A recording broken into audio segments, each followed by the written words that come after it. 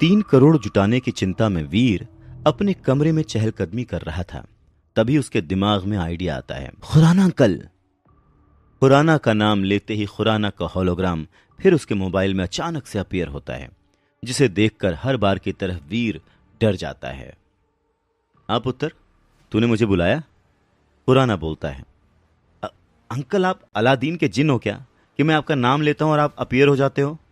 वीर genuinely ये जानना चाहता है। खुराना हंसता है। अरे बेटा, मैंने तुम्हारे मोबाइल पर वॉइस कमांड इंस्टॉल कर दिया था ताकि किसी भी मुसीबत में तुम मुझको बुलाओ तो मैं जल्द से तुम्हारी मदद के लिए आ सकूं।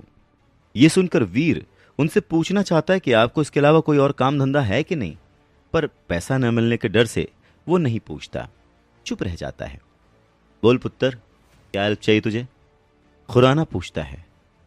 हेल्प तो चाहिए अंकल। वीर बोल ही रहा था कि खुराना बोलता है, तो फिर आ जाओ मेरी लैब। लैब भी घुमा दूंगा और बातें भी कर लेंगे। मैंने तुम्हारे मोबाइल पर लोकेशन भेजा है, देखो। Okay, see you soon. ये बोलकर खुराना फोन काट देता है। इतनी तेजी में ये सब होता है कि वीर प्लेजेंटली सरप्राइज रह जाता है। वो सोचता है कि खुराना इतना बड़ा साइंटिस्ट है तो 3 करोड़ तो होने ही चाहिए उसके पास। वीर खुराना के दिए हुए पते पर पहुंच जाता है और चारों तरफ देखता है। वो किसी बड़े ऊंचे कांच वाली बिल्डिंग की कल्पना लिए चारों तरफ देख रहा है। आखिर इतने बड़े साइंटिस्ट हैं खुराना अंकल, तो उनका ऑफिस भी तो शानदार ही होगा। पर वहां तो बस एक टूटा फूटा मकान दिख रहा था। वीर कंफ्यूज था कि तभी उस टूटे फूटे मकान से खुराना भागता हुआ बाहर आता है। अरे पुत्र, तू आ गया। Welcome welcome welcome in my lab. Khurana की बात सुनकर वीर के मन में बस एक ही ख्याल आता है, खोदा पहाड़ निकला चूहा। खुराना उसका हाथ पकड़ के लगभग घसीटते हुए अंदर ले जाता है। अंदर आने के बाद का नजारा देखकर वीर को लगता है, भैया गई भैंस पानी में। कबाड़ी की दुकान भी उस घर से ज्यादा अच्छी थी। अब वीर अपनी भावनाओं पर काबू नहीं रख पाया और अपना सवाल दाग ही देता है। अंकल, आप तो कह रहे थे कि आप बड़े साइंटिस्ट हैं। इस पर खुराना हड़बड़ाता है। हाँ हाँ हाँ, क्यों क्यों किसी ने कुछ और बोला है क्या? वीर सरकास्टिक होकर कहता है। नहीं, वो इतना बड़ा ऑफिस देखकर लग रहा है। वीर बोल ही रहा होता है कि खुराना पास लगे एक बटन को दबा देता है, जिससे पूरा का पूरा फ्लोर हरकत में आ जाता है और किसी लिफ्ट की तरह नीचे जाने लगता है। वीर लगभग लड़खड़ाते हुए गिरने वाला होता है, पर खुराना उसे सहारा देता है। ये क्या है अंकल? हाँ, वीर घबरा कर कहता है, पर उसके जवाब में खुराना बस मुस्कुराता है। वीर ऐसी सिचुएशन में उसे मुस्कुराते हुए देखकर गालियां देना चाहता है, पर बाद में पैसे ना मिलने के डर से वो चुप ही रह जाता है। अब वो लिफ्ट रुकती है और एक दरवाजा खुलता है। एक तेज सफेद रोशनी से वीर की आंखें चुंधिया जाती हैं और वो अपनी आंखें मींचने लगता है। उन मींची हुई आंखों से वो जो देखता है तो बस उन्हें देखता ही रह जाता है। एक बड़ी विशाल लैब, जहां हर जगह हाईटेक मशीन्स लगी हुई हैं, बड़ी बड़ी स्क्रीन्स लगी हुई हैं जिसमें अलग अलग डेटाज और वीडियोस चल रहे हैं। बड़े बड़े ट्यूब्स में से फ्यूम्स निकल रही हैं और रोबोटिक हैंड्स अपने अपने काम में लगे हुए हैं।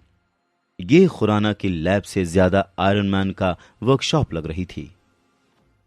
वीर को लगता है जैसे वो अपने सपनों की दुनिया में पहुंच गया है। वाह अंकल, ये तो तहलका है। वीर के मुंह से निकले हुए शब्दों को सुनकर खुराना ऐसे खुश होता है जैसे अपनी खूबसूरती की तारीफ सुनकर कोई लड़की खुश होती है। मेरी लैब है, मेरा। खुराना अपनी तारीफ करते हुए कहता है और अपनी मशीन्स को ऐसे देखने लगता है जैसे मशीन्स ना होकर उसके पालतू जानवर हों। बोल पुत्र, तुझे क्या हेल्प चाहिए? तू जो बोलेगा मैं दूंगा, आखिर तू मेरा यार का पुत्र है। खुराना बड़े प्यार से वीर को पूछता है। वीर भी इतनी फ्रीडम पाके धड़ल्ले से बोल देता है, अंकल 3 करोड़ रुपए चाहिए। ये सुनते ही खुराना अपनी ही मशीन्स पर फिसलते हुए नीचे गिरते गिरते बचता है और खुद को संभालते हुए हैरानी से पूछता है, 3 करोड़? हाँ अंकल, आप तो दे ही सकते हो, वीर पूछता है। खुराना अब खुद को स्ट्रेट करते हुए सीरियस होकर वीर को समझाता है। देख पुत्र, ये सब जो तू देख रहा है ना, ये मेरा पर्सनल नहीं है, ये सब सरकार ने दिया है। उसके बाद वो रुआंसा होकर कहता है, 3 करोड़ तो मैंने अपनी पूरी लाइफ में नहीं देखे हैं, तो तुझे कैसे दे दूं? खुराना की ऐसी दयनीय हालत देखकर वीर को और गुस्सा आ रहा होता है। मतलब, आप मेरी मदद नहीं कर सकते? कर सकता हूं, और करूंगा पुत्र, करूंगा ना। तू चाहे तो मैं इस लैब में तुझे जॉब दे दूंगा, 20,000 सैलरी भी दिलवा दूंगा। सच्ची, 20,000 सैलरी। मैथ्स में वीर ज्यादा अच्छा नहीं था, पर वो अपने मोबाइल को निकालकर कैलकुलेट करता है और पता है कि 20,000 मंथली सैलरी में तो उसे 3 करोड़ जुटाने में 125 साल लग जाएंगे। अरे अंकल, इतने दिनों में तो मेरे पोते भी बूढ़े हो जाएंगे, फिर पैसों का क्या करूंगा? खुराना मजबूर है और वीर गुस्सा। वीर वहां से जाने ही वाला होता है कि उसकी नजर एक लाल रंग के टेलीफोन बूथ पर पड़ती है जो लकड़ी का लग रहा था। वीर हैरान होता है कि इतने हाईटेक लैब में ये पुराने जमाने का टेलीफोन बूथ क्या कर रहा है। वो अपनी जिज्ञासा को शांत करने के लिए खुराना से उस बूथ के बारे में पूछता है। सवाल सुनकर खुराना की मानो आंखें चमक जाती हैं और जैसे 5th क्लास का बच्चा पोम सुनाता है, वैसे ही खुराना उस बूथ के बारे में वीर को बताने लग जाता है। वीर, ये तो सभी जानते हैं कि पूरे यूनिवर्स में पृथ्वी ऐसा प्लेनेट है जहां पर जीवन पाया जाता है। हालांकि पिछले कुछ सालों में साइंटिस्ट को पृथ्वी जैसे ही कुछ ऐसे प्लैनेट्स का पता चला है जहां पर साइंस ऑफ लाइफ पाए गए हैं। हमारे जैसे ही लोग, हमारे जैसे ही जानवर और हमारे जैसे ही पेड़ पौधे, लेकिन देखने में हमसे काफी अलग। आम भाषा में ऐसे लोगों को हम एलियंस यानी कि दूसरी दुनिया के लोग कहते हैं। डॉक्टर खुराना वीर को समझाते हुए कहते हैं और वीर उनकी बात को समझने की कोशिश करता है। एलियंस? जैसे पीके मूवी में आमिर खान था? पर अंकल, ऐसे लोग तो बस फिल्मों और किस्से कहानियों में ही होते हैं ना। मेरा मतलब है कि असल जिंदगी में मैंने तो आज तक कोई भी एलियन नहीं देखा। हाँ, बचपन में मेरा सपना था कि मेन इन ब्लैक मूवी की तरह मेरा भी किसी एलियन से आमना सामना हो जाए, पर फिर मैं बड़ा हो गया और इस सपने को मजाक में लेने लग गया, क्योंकि मैं समझ गया था कि ये सब सिर्फ किस्से कहानियों में होता है। डॉक्टर खुराना की बात सुनकर वीर काफी कंफ्यूज था। डॉक्टर खुराना ने मुस्कुराते हुए वीर से कहा, हमारी फिल्में और कहानियां कहीं ना कहीं हमारी असल जिंदगी से ही तो जुड़ी होती हैं वीर, और अब तो साइंस ने भी इस बात को मान लिया है कि एलियंस होते हैं। खैर, अब ये बात तुमसे कैसे जुड़ी हुई है, मैं उस बारे में तुम्हें बताता हूं। और फिर वीर ध्यान से उनकी बातें सुनने लगता है। पिछले कुछ सालों से हमारी एजेंसी टाइटन ग्रह में एक सीक्रेट मिशन चला रही है, जहां हर साल हम कुछ लोगों को टाइटन ग्रह पर भेजते हैं। दरअसल उस ग्रह पर डेवलपमेंट अभी भी अपनी पहली स्टेज पर है, इसीलिए वहां के लोग अभी पूरी तरह से विकसित नहीं हो पाए हैं। वहां कई लोग ऐसे हैं जो कि ना तो पूरी तरह से इंसान हैं और ना ही पूरी तरह से जानवर। मतलब, उनके शरीर के कुछ हिस्से तो इंसानों जैसे हैं, लेकिन उनकी हरकतें और दिमाग जानवरों जैसा है। साथ ही साथ वहां कुछ जानवर ऐसे भी हैं जो विकसित होकर बहुत खतरनाक होते जा रहे हैं।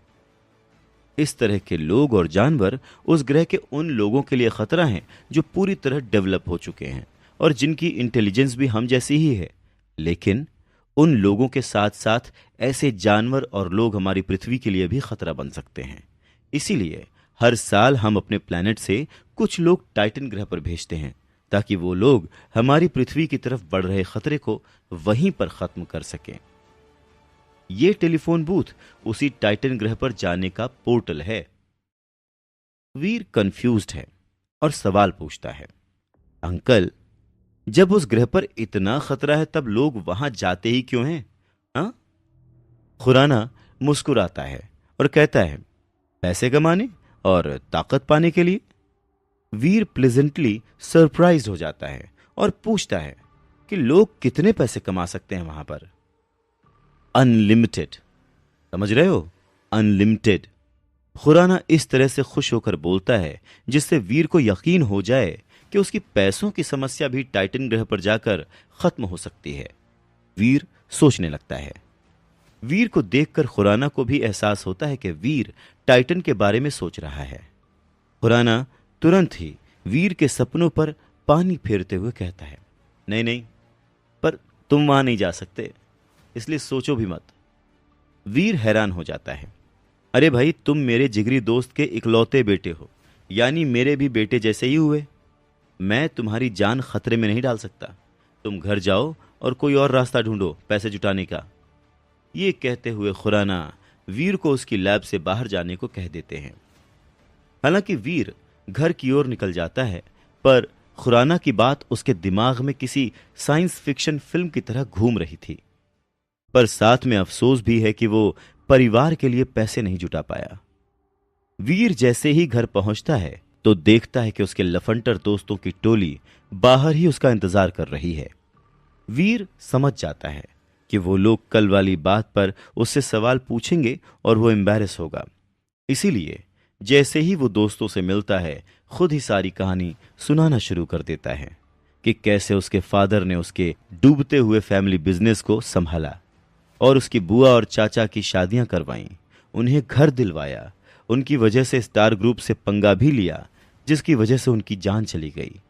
पर उनके जाने के बाद उसकी बुआ और चाचा उन्हें दादाजी के घर से निकालना चाहते हैं। वीर की कहानी सुनकर सभी दोस्त उसे सिंपैथी दिखाते हैं। अभी अभी जवान हो रहे लड़कों के खून में कुछ ज्यादा ही उबाल होता है, पर दिमाग उतना ही कम होता है।